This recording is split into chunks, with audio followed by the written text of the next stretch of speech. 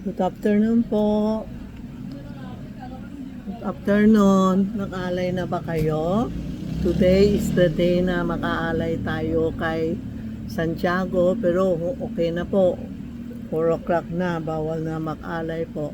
Pero lahat na wish natin will come true. Okay?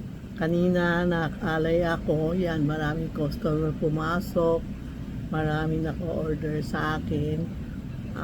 Sana tuloy-tuloy din kayo na wish nyo come true. Wish nyo come true. Tingnan mo yung damit ko. Maraming bag. Ang daming bag. Ang daming klase bag ko. Ibig sabihin maraming bag. Maraming pera na papasok dito. Tapos yung mga bag natin, kaha natin, kailangan may pera. Hindi pwede walang pera po. No? Yan ang gusto natin na this today, May 30 is the day of Po Chay Ko. Po Chay Ko, ibig sabihin, nakihingi tayo sa God of Heaven, sa langit, and Santiago, kasi Santiago is a saint, well saint, nagbibigay ng pera. Parang wala tayong pera, hingi tayo kay Santiago na kanina sinabi ko, Santiago, ikaw ang kasosyo ko sa tindahan, kaya tulungan mo ako lumakas ang negosyo natin. Always may pera, hindi pasok, lumalabas. Kasi maraming nagko-complain na pumapasok. This month talaga pumapasok ang pera, lumalabas. Mahina ang negosyo this month kasi this month is April. Chinese ang April.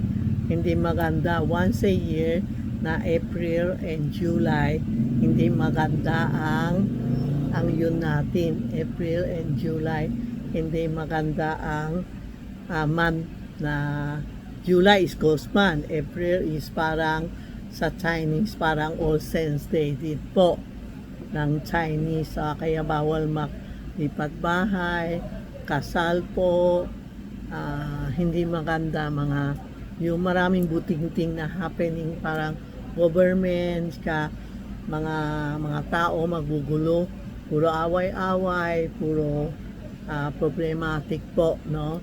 Kaya malapit na yun, April maubos na, natatapos na din sa June 5, okay na tayo lahat, no?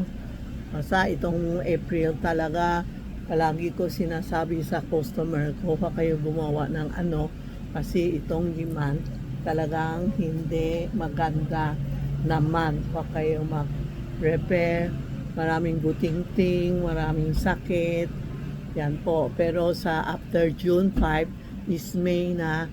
Ang May masaya na kasi full moon na, kumakain ng matsang yung dragon boat. So May umpisa, magaganda na ang mga business, yung mga lahat po sa May, okay na tayo. Tapos yun lang ako ngayon na ito po, ito ang Tita Maxi Charm. Ito ang Tita Maxi Charm and Charmy Ongpin Messenger. Kanina po, may mag-text ako dalawa na natanggap niya, isa natanggap niya na ang ring. Hindi naman ako nagbebenta ng ring, tapos naubos na ang ring. Bumili siya ng 399, 699 sa ma'am, hindi sa amin yun. Meron naman nagtatanong saan yung order niya, hindi ko nga alam eh.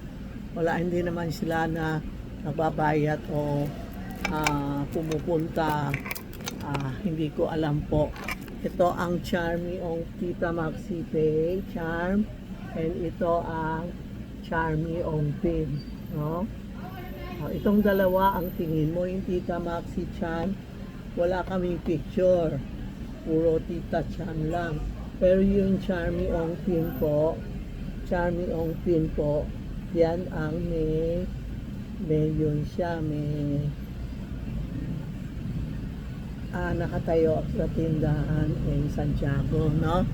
Yan po, ha? Yan lang ang gusto ko na yun lang sa inyo. And this year, itong araw na ito is the best for